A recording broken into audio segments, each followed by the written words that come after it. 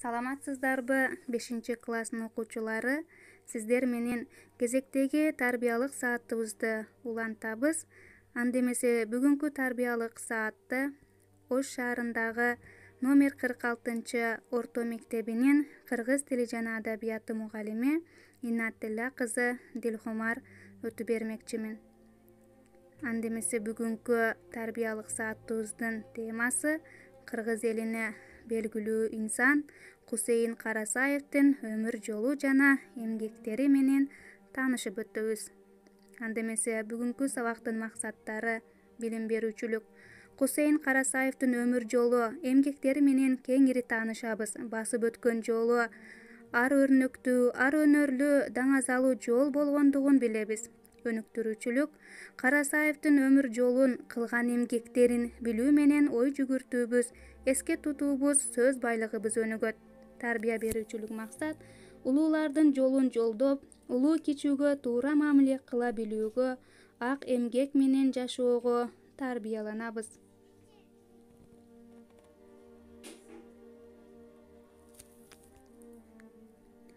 Андемесе Кусейин Карасаев 1901 Ысык Көл облустунун Түп районуна караштуу Токтоян айылында туулган.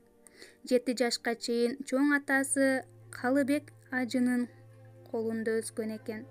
1914-1916 жылдары Караколдогу Орус Тузем мектебинде окуйт.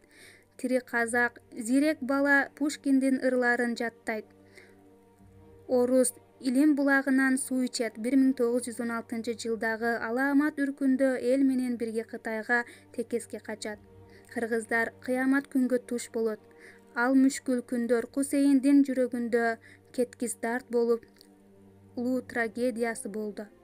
Жаш Кусейин жан сактоонун айынан кой багып, текести бийлеген Кытай чек арасындагы тилмечи сакчынын баласын окутуп, жан баккан экен.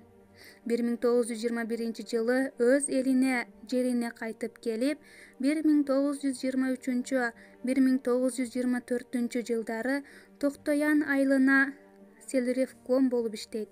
Эл оозуна алынып, коомго таанылат.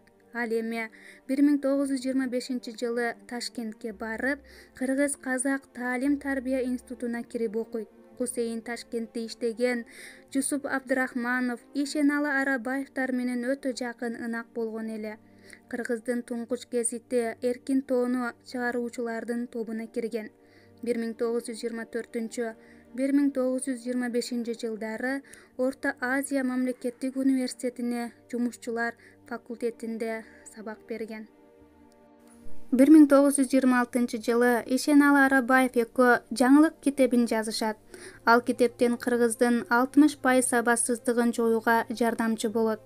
Константин Юдахин экөө кыргызча-орусча сөздүктү түзүшкөн.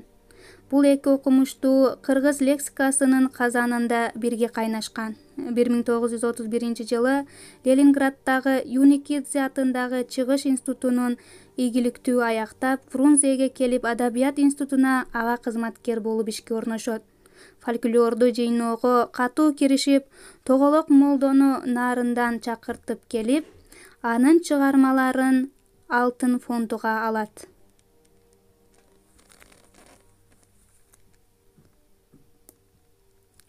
Саякбай Каралаевдин айтуусунда Манас эпосун жазып алууну уюштурган. Манас сөзүн Манас таанууга биринчилерден киргизген. 1944 жылы кандиданттык диссертациясын жактап, чыгармачылыкка катуу киришип, бир нече китеп жазат.